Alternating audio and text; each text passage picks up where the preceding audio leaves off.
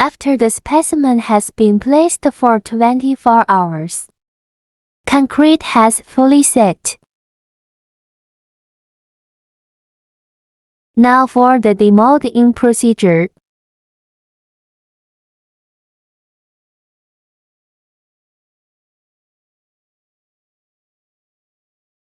Gently turn the mold over. Make the concrete surface face down.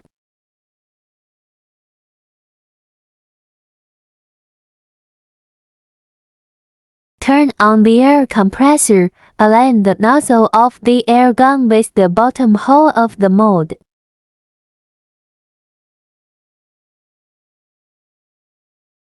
Turn it.